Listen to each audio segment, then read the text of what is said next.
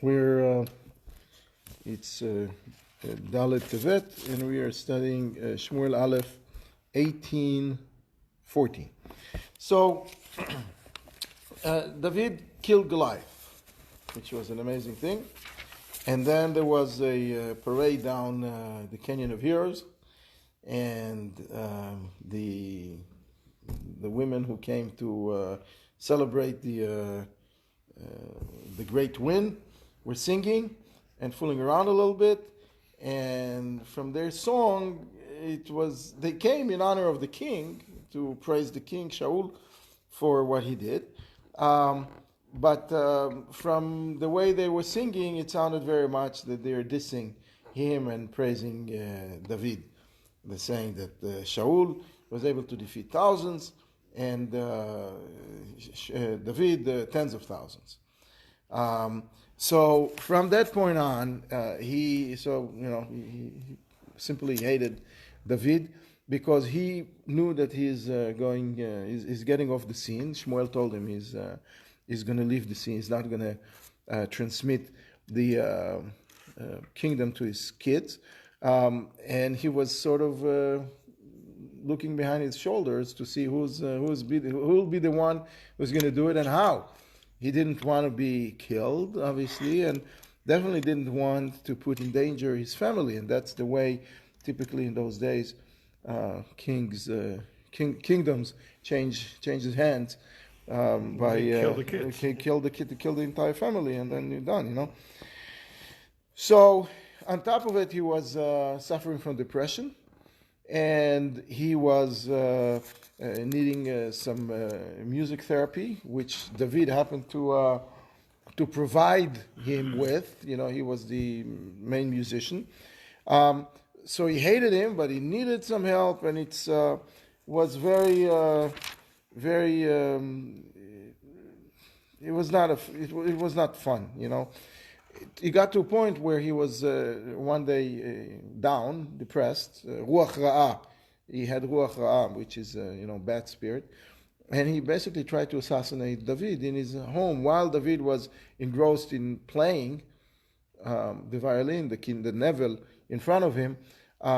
He was playing target practice, taking his spear and trying to hit the wall, and it's sort of by mistake to hit David, oops, and David was so engrossed in the playing that he did not, he wasn't aware of what's going on around him, and as he was playing, he sort of moved and missed the spear once, and he missed the spear the second time as he was playing. When Saul saw, and David, I'm not sure that David knew altogether all the way that this happened to him, that he was saved. But when Saul saw that sort of God arranged it in such a way that he's going to miss from close proximity. I mean, they were in the same room, and they were not, you can imagine that the rooms in those days were not, 2 mile size rooms. They were small rooms, and he missed, which again doesn't make any sense. So he got very, very scared because he thought that now that's a proof to him that God is helping David and not helping him. Problem. So at that point, he demoted him. He didn't want him in the palace, and he sent him to be in the army in charge of a platoon of 1,000 people, Sarah Elef. Okay, so thinking. Those are the middle-level commanders, okay, that they're in charge of enough soldiers because he was, after all, a hero, so he couldn't make him in charge of a unit of 2 people. So 1,000 people is decent amount, but those people still fight and go, at the head of the army, and he was hoping that the Philistines will do the job for him and kill him. Turns out David was smarter than that, and and God was helping him obviously every step of the way. So not only that he wasn't killed, he gathered support from the people and from the soldiers and from the from the nation in general. He gathered support. People liked him. People were supporting him. At this point, had he married Michal already? No, that's coming right up. This is what we're going to talk about today. The wedding, strange situation. We'll see in a second. ויהי דוד לכל דרכיו משכיל והשם עמו. So David, it's 1814, right? David was, everything that, every move, every path that he took was smart, was wise, was thought through, and God made it successful as well. So altogether, והיה שאול אשר הוא משכיל מאוד ויגר מפניו. So when Shaul saw that he's really, really smart, he's not only okay with the violin, and he's not only, very fearless and was able to kill Goliath. He's also a tactician. He also has brains. It's not just guts that he has and skill. He's also very, very smart. That means he's fitting to be, he might be fitting to be a king, to lead the country. And he was vayagar mipanav, that's like triple or quadruple fear. He was trembling. He was really, really, really fearful. Not just, worried about David. He was now flat out trembling and fearing that David is the guy. And what Shmuel told him that's going to happen is actually starting to happen, and he's sort of doomed. However, the more he felt bad about this relationship and about David, the nation went the other way. V'chol Israel v'Yehuda ohevet David. All of the people, all of the nation loved David, ki hu yotzeh uva lifneihem, because he also provided value to the people. Shaul was remaining, because of his medical condition, remained at home most of the time. He wasn't really, was not outgoing, and was not leading the wars, because he didn't want to get killed by the Philistines. And we saw that he was afraid of Goliath. To begin with, he was sitting in the bleachers, So he sent David, and David provided value. He would come, he would go, we would arrange, he would be macher, he knew what to do. So people naturally really took to him and liked him very, very much. Vayomer Shaul el David. So now Shaul is thinking, how am I going to get rid of this guy? How am I going to know what he's doing? Now, every step that Shaul took and thought that is to his benefit turned out to be to his detriment. So he thought, I have a good idea. Let me get him married with my daughter, because remember that Shaul put a ransom on a reward for the person who would kill Goliath, that he's going to marry his daughter, he's going to get a lot of money, and his father is going to give a tax break to his family. So, meantime, the money he didn't get yet. Shaul was holding the money back, in the treasury. It was, the committee had to approve. I don't know. He was not paying the money yet. And he thought, you know what? I need to know what this guy is doing. I need to have a spy in his, with him. So let me get my daughter to marry him. Very smart. And this is when everything fell apart. Further. Shaul had two daughters. Okay? The older one, her name was Meirav. The younger one, her name was Michal. And the reward was, you will be married. He who is going to win kill this animal Goliath I'm going to give him my daughter. But he didn't specify which. Okay? So what happened is, he can tell him, I'm going to give you my daughter, but I'm going to give you the younger one. But wait, because we cannot get the younger one married before the older one, now you have to wait till the other one gets married. All right, so he was holding back on that part. So he was holding back on that part as well, and it was playing games. But then he told him, listen, I really wanted to give you my youngest daughter, younger daughter. So therefore you'll have to wait. But I'm willing to negotiate, I'm willing to give you the older daughter, but, you be my commander. Because once you did what the king asked for before with Goliath, what else are you asking for? I did it, now pay the reward. But that's not what's happening here. ויאמר שאול אל דוד, Shaul tells David, הנה בתי הגדולה, my older daughter, מירב, אותה אתן לך לאישה, I'll give her to you to marry, but אחיה לי לבן חי, but you have to be my commander, to be my warrior, והילחם מלחמות השם, and you should fight the wars of God. ושאול אמר, אל תהי ידי בו ותהי בו יד פלישתים. So he wanted to anoint him, to put him as a warrior, official warrior, the leader of the army, and to make sure that he's in the front line, and make sure that he's getting killed by the Philistines. Okay, that's a perfect. What about Abner? What? Abner. Avner was the official head of the army.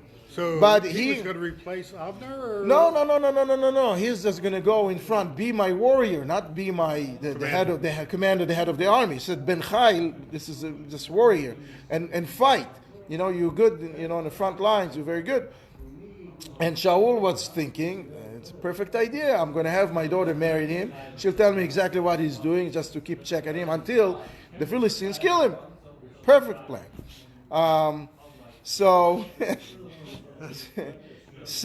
David is smarter than that, and he just doesn't like the whole idea. Okay.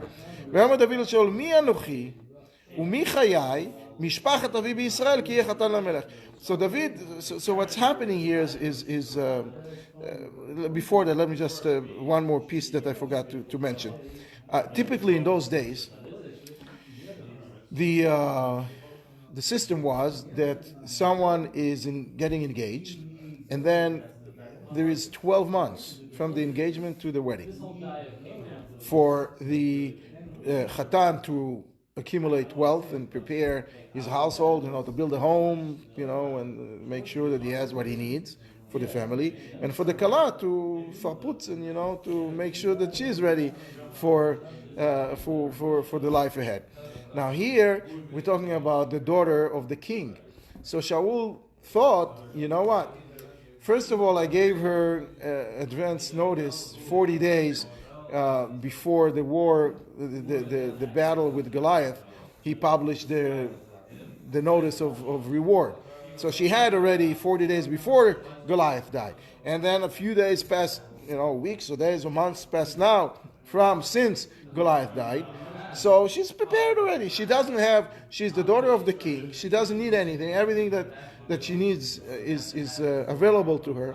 So she doesn't need the 12 months. So let's get her married right away. But they didn't know which daughter. So both of them are married. No, they both were They're both ready. ready, but he was one would think that you should wait, that you should act like the custom on those days, to get engaged, wait a year, and then get married. But because she's the daughter of the king, we can cut the engagement time by a lot. That was the thinking. So what does David say? David says, listen, there are 3 reasons why a king would choose a son-in-law. Reason number 1 is because the son-in-law is so smart and really an amazing guy. A second is because he's very, very rich. And a third, because of the family. We know in France and England, they're because of the family lineage. So David is answering him and saying, listen, mi anochi, I'm not any special guy. You were looking for something special. I'm not it. Umi chayai, and I have only my life to my name. I don't have a big 401k plan. I don't have any savings accounts. I don't have money. True about the family. The third thing, the family is a good family. Mishpachat avi b'Yisrael. I have a very good family, but it's not really enough. Ki yeh chatan lamelech, that I'm going to be worthy of being the king's son-in-law, So he was trying to, he also, I guess, might have not had some connection to Merav. I don't know, because I know that Michal did love him, which we'll see in a second. It doesn't say that Merav did, the opposite it says. So he was basically not really forthcoming David with this saying, yes, let's erect chuppah and do it now. But he agreed because it's a king, and that was you have limited negotiating powers when you are not the king, right? ויהי בעת את מירב בת שאול לדוד וניתה לאדריאל המחולתי לאישה. So this is a very strange sentence. It says, at the time when he gave Merav, the daughter of Shaul, to David, she was given to another guy to be a wife. That is perplexing the commentaries, and there are two opinions, at least two opinions, of what happened over there. Opinion number one is that she was an older woman at the time. She was older. I mean, she wasn't 12, she was more than 12 and a half. So she was considered an adult, and as an adult, the father cannot force her to marry someone. A kid, the father can marry, and then when she grows up, she can say, I like him, I don't like him, and then she's able to get out if she doesn't like him, the husband. But if she's an adult to begin with, the father cannot force her.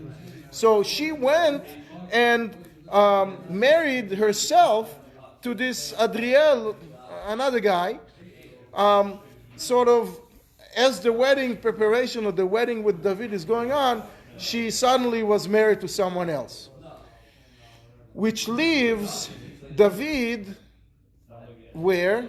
Not married to her. That's one opinion. Another opinion that she was married to David, but she didn't like the arrangement, and she anyway sort of ran away with this to Vegas with Adriela Mecholati, so she did something wrong. She got married to David, and be'isur, as a proper way, she decided she doesn't want to live with him. She didn't get a get, and she went with that other guy. Now, what happened, whichever way, that's exactly, but it's the pasuk is structured in such a way that she was. That's a possibility. She was given to, either she didn't want to marry David, so she didn't marry him, or she didn't want to marry David. She married him, was forced sort of to marry him, and then ran away with someone else. Or, and this is the halachic point of view here, David did not have money that belongs to him. He was a poor guy. His father never gave him money. He was a shepherd. He was, just living in the house. He had his bed, also not in a prime location in the house, and he didn't have money. The only money that he had coming to him is the reward that the king had promised him. Now the money did not show up yet, so it's as if he lent the money to the king, because it's his money, but he's lent to the king. Now there is a halacha. If you don't have money in your possession, but you lent someone money, you lend someone $100, and you want to marry a woman, and you tell her, I'm marrying you, I have to give you something, I have to give you a ring or shve pruta, I have to give you consideration for the marriage. I'll give you that money that I lent to someone else. That's not a kosher wedding. That's not a kiddushin. It's not valid. Why is it not valid? Because when you lend someone money, you lend them in order to use it. So the money is not sitting in the borrower's, wallet. The one who borrowed the money, he's borrowed it because he needed to use it. So the money is not there, therefore you cannot really, depend on it, and it's not a kosher kiddushin. So there was a kiddushin, the ceremony happened, but it was nullified, because it wasn't a proper kiddushin. So that is one opinion, halachically. Rabbi Yossi said another way, that what happened here is that the money was not at a third party. The money was with her father, and she had some authority, or the money that belongs to her father eventually will become hers, or part of it will become hers. Okay, so therefore it's really money that she has. or part of it is money that she has. Now, if you lent a money to a woman, and then you told her, on account of me forgiving the loan, forget the $100, take the $100, keep it, and be my wife instead. That is okay. Mechilat milveh is okay to use as consideration for kiddushin. So according to some, this is what happened here, and it was a valid kiddushin. In any event, she didn't like this or that, and she went and ran away with this Adriel and wasn't together with David. Now, what happened next is another halachic issue. ותאהב מיכל את בת שאול את דוד ויגידו לשאול וישאר דבר בינם. So then Michal, as David is, being loved by the nation, and there was an interaction more with the family of Shaul. He was in the house. He was playing, preparation for the wedding. Michal fell in love with him. Michal, the younger daughter, fell in love with David. Now, if David is married to Meirav, to the older sister, can do. So what happened here? So according to those who said that there was not a good kiddushin anyway, so no problem. According to those who say that there was a good kiddushin, what happened? Meirav died. Meirav died, and we see that she's not appearing anymore anywhere. So she was off the scene. Okay, so the Meirav died, then he's allowed to marry Michal. So that was a very complicated kiddushin, very complicated wedding, and it left the whole situation with Meirav left a very bad taste in David's mouth. I didn't want to get married anyway, and you drove me crazy. Basically, told me to get married, and now you didn't. I got to the chuppah, and this girl, whether I did what I needed to do or not, and whether it's kosher or not kosher, the bottom line is, at the end of the evening, I don't have a wife, She ran away with another dude. That was not, that left him with a very funny feeling. But anyway, Michal did love him. So Shaul was also, felt that his plan is fouled up, because he wanted someone to keep tabs of David, and he thought, here, I'll give my daughter, and she will listen to me. Well, why would Michal not listen to him? Well, so it turns out that Meirav didn't listen altogether. She didn't even want to get married. So now when he saw that Michal is liking David, he thought, aha, that's a good idea. We'll go with it. We'll go with it. It's a how do you call it? A wheel, a floating device that that can, how do you call it? A wheel that helps you float in the sea to save you. A life preserver. A life preserver, whatever. So she threw him a life preserver, and anyway. So Vaishar davar beinav, that was it was okay with him. Vayomer Shaul etnena lo. So Shaul said, okay, so let's now, let's have a wedding number 2, and let's get Michal to marry David. Vatei lo lemokesh, and he thought she is going to be like a landmine to him, because she's the younger daughter, she listens more. She saw that her daddy wants this guy to be married. Okay, Shaul thought now he will she will cause him harm to David, and that's the perfect situation. Vatei boyat plishtim, and because he's going to have to fight with the Philistines in order to get her, and they're going to get him. Shaul el David b'shtayim titchaten b'yom. So Shaul told him, listen, between my 2 daughters, you're going to be married to. We're going to get engaged. We're going to close a deal, one way or the other. Meirav didn't work. She ran. She died. Whatever the story is, you're going to be my son-in-law. Okay, which is It's the whole thing is strange. It's Shaul is going and doing the wrong things again and again and again, because he's desperate, but. It's easier for someone who is not from the family to become a king, to replace the king, if he's suddenly a son-in-law. Yeah. duh, I didn't think about that.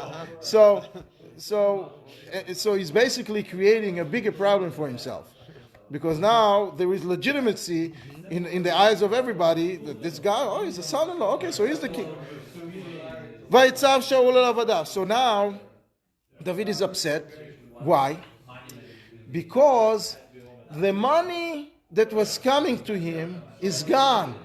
Because he told Meirav, I'm going to forgive that money, that the money that Shaul has to give me, I'm forgiving him in order to marry you, because I don't have any other means to get you a ring or to get you consideration. So on account of that money that Shaul owes me, I'm going to marry you. And then she runs away with someone else and died or whatever. He lost the money. So he doesn't have the money, he doesn't have the wife. She broke the contract.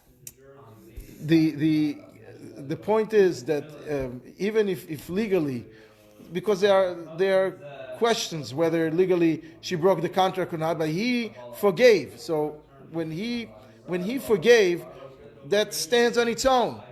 He wasn't conditioning it properly. I don't know. It's the bottom line is the money he didn't have.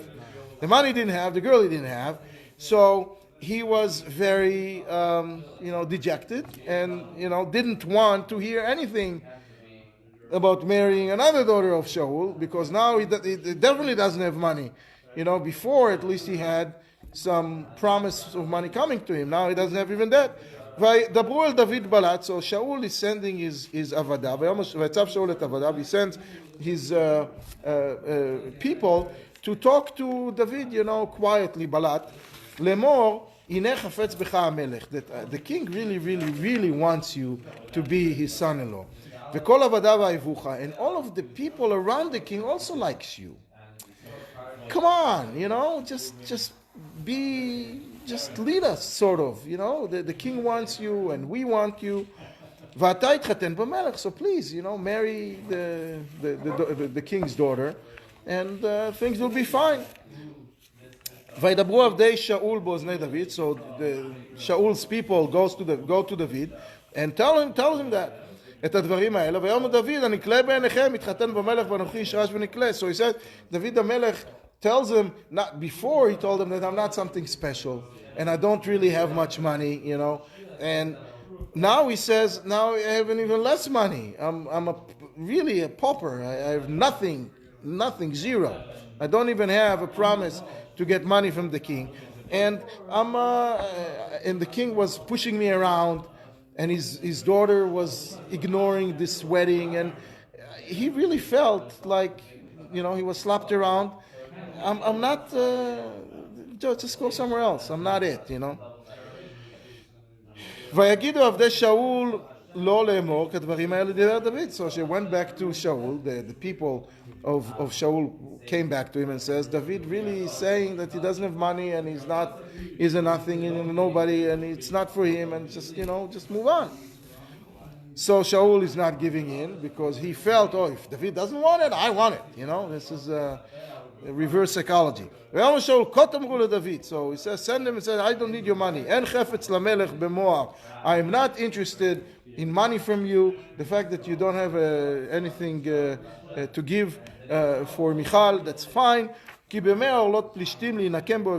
I'm asking you to do is bring me 100 orlot. Orlot is basically the piece that we take out in the circumcision, right? To bring 100 of those from Philistines. He couldn't bring from Jews because we lose it when we're 8 days old, right? But the Philistines don't, so they have it. Now he didn't ask for 100 ears, because then he can kill 50 people and have 100 years, right? He wanted 100 people. Right? He couldn't ask him to bring noses, because then he can kill women, which is easier. So he asked him for the one thing that a man has one of, and that bring me 100 of those, and on account of that, that's all I want. These are my enemies. And what he was asking him to do, he was asking him to commit a war crime. Even though a war crime then was different than today, there was no Geneva Convention was not really in effect yet. and it was all very flexible. But they had ways, they had, if you recall, when Shimshon was fighting the Philistines, he was also fighting dirty. He was burning their entire fields, right? He was sending foxes with torches tied to the tails, and I don't know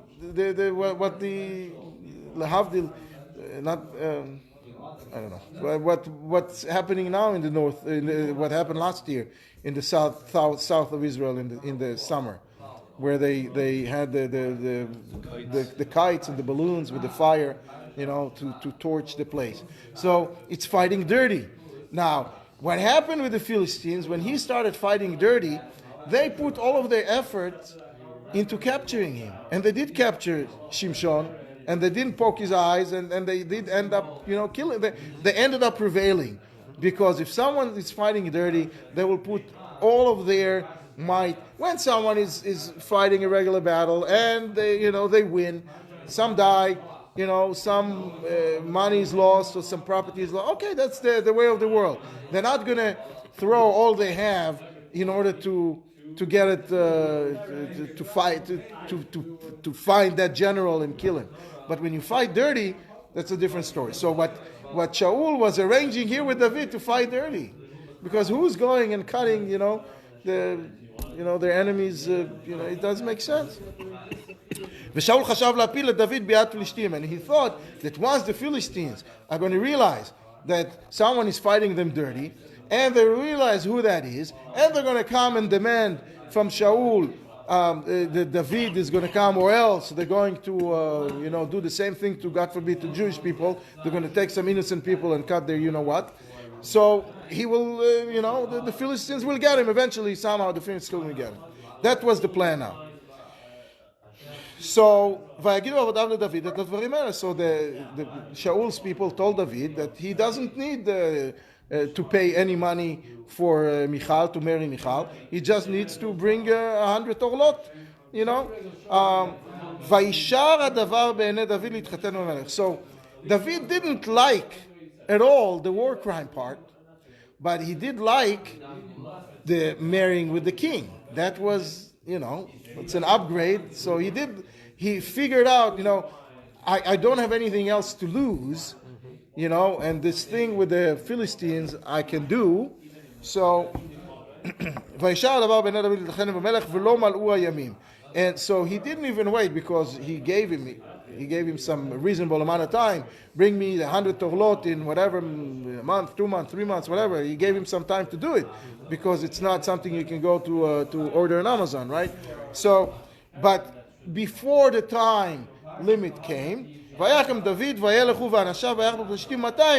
so he went and he wanted to show the king. He felt that something is up with Shaul, and he wanted to make sure that Shaul knows that he's not after them. He likes him. He doesn't have anything against him, And so he wanted to appease the king. So instead of bringing 100 orlot, he brought 200 of them. He went and killed 200 Philistines ish. ויבא דוד את אורלותיהם, וימלאום למלך, להתחתן במלך. And so he brought those 200 orlot to the king, and to fulfill the promise that or to fulfill the condition that the king set up, להתחתן במלך, and then the wedding occurred. ויתן לו שאול את מיכל ביתו לאישה. So Shaul is giving David Michal to be his wife. וירא שאול וידע כי השם עם דוד ומיכל בת שאול אהבתו. Now Shaul saw that all of his traps don't work. He was trying to all kinds of shenanigans that didn't work. He was trying to get him trapped with 100 orlot of Plishtim. He gave him 200. He was trying to give him his daughter to be a fifth column in the house, and she ended up falling in love with him. And now she's dedicated to her husband. So she's not going to cooperate with Shaul anymore as much. Definitely not to kill her husband that she loves so much.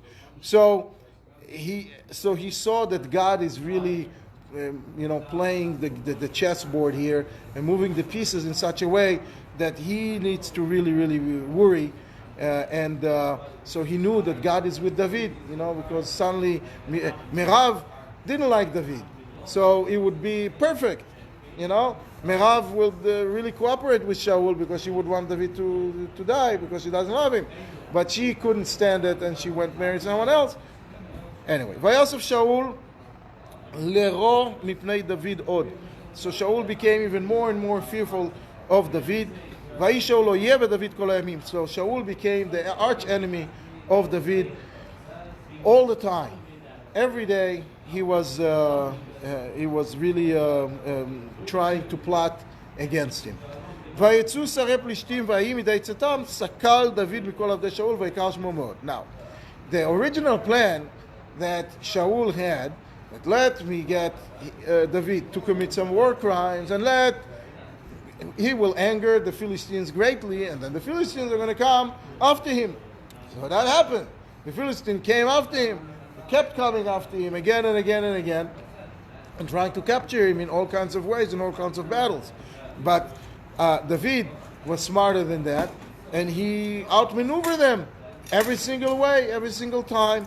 So every time they came to catch him, he found a way to win the battle, which made him much more successful and important in the eyes of the people.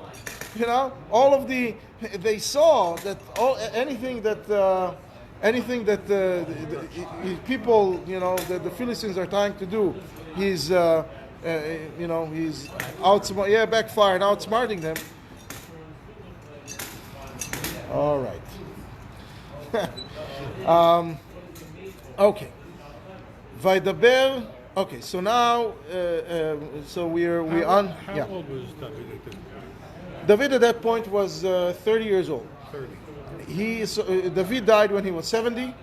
He was ruling for 40 years, and he was maybe 28 now, actually, because there was some time in between, so he might be 28 now, but not not a kid anymore, but he was a man.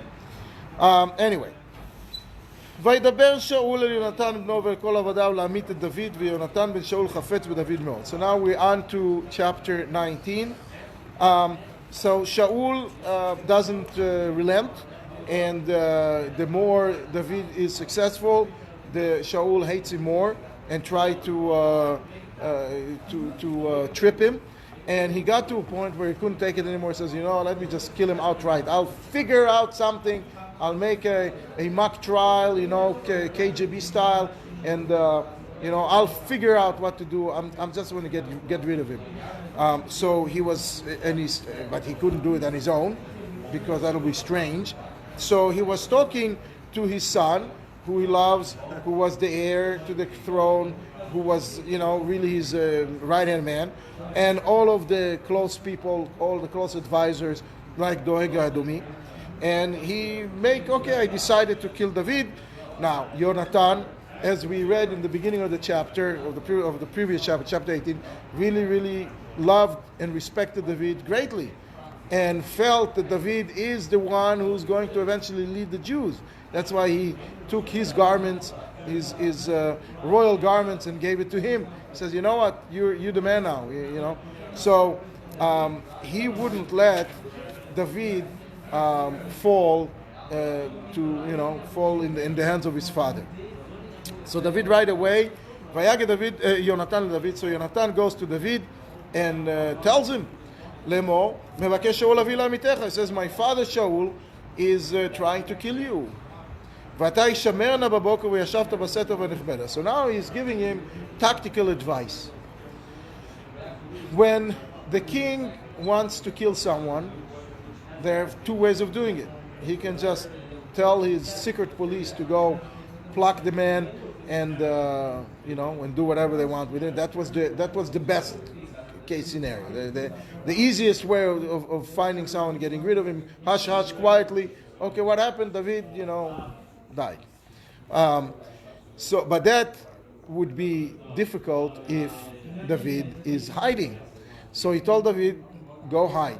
Now, when someone is hiding, typically they hide somewhere and people will see him. Okay? So, but the people who will see him were the people that like him, because the whole nation liked David, right? So, Yonatan thought that David might think to himself, you know what? Let me hide from Shaul so he cannot get the secret police to catch me. But, I will be among the people and the people are supporting me, so, I'm safe. So Yonatan told him not to be complacent and not to trust anyone, and he should hide from everybody, because he knew what Shaul is capable of doing, and which eventually happened, which is wanted posters went up all over Israel, and rewards and stuff. Whoever catch David is going to get the daughter now, right?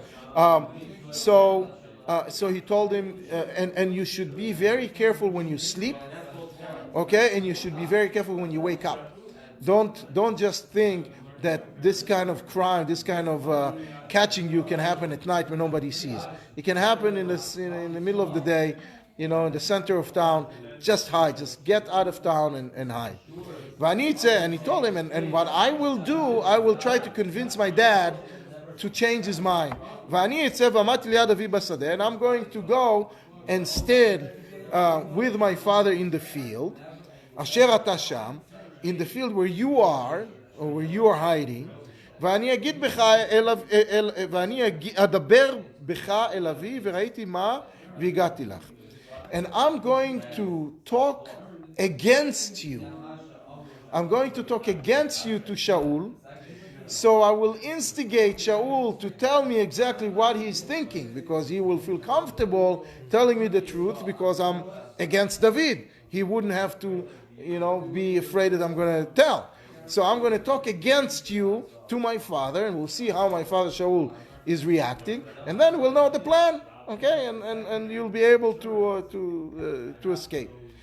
So then there is in several places it says in the Torah ledaber bo, to talk about someone. So whenever it says ledaber bo, when it starts with the letter bet, that means talk against.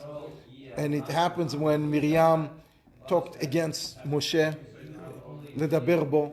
And it happens several other places. So here it says, Vayedaber Yonatan beDavid tov el Shaul. So he talked against David, but good. What does that mean? What does it mean? So that's how he did it in a very smart way. Vayomer elav al yichta hamelech be'avdo beDavid ki lo chata lach v'chi ma'asav tov lach mod. He says, listen, this David kid is crazy. He's a loony. Who would go and fight like a suicide bomber with this animal Goliath? He doesn't care. He doesn't calculate. He's nuts. And because he has that kind of a personality, you don't have to worry about him. Use him to your advantage. He's doing good for you. He's the one that got rid of Goliath. He's the one that's getting rid of the Philistines. The country can flourish. Just use him. He's crazy. He's bad. But let him be bad, but good for you. Use him to your advantage. This is what Yonatan was telling Shaul. And he told him that everything that he does works out for you. He gave his life. And he killed the Goliath, right? And God helped him. And you celebrated it. Remember? The Canyon of Heroes, right? The party, you celebrated it yourself. And everybody saw that you celebrated. And why now you're going to kill him for nothing? It doesn't make sense. It doesn't make sense for you. It doesn't help you for selfish reasons. Just let this loony do the stuff that is good for you. So then Shaul, again, because he's in a fragile state of mind, swings his opinion back and forth. He says, I'm now swearing that he's not going to be killed. It's again, I'm going to kill him, not kill him, kill him, not kill him. So that's where we are. I think we'll continue next time.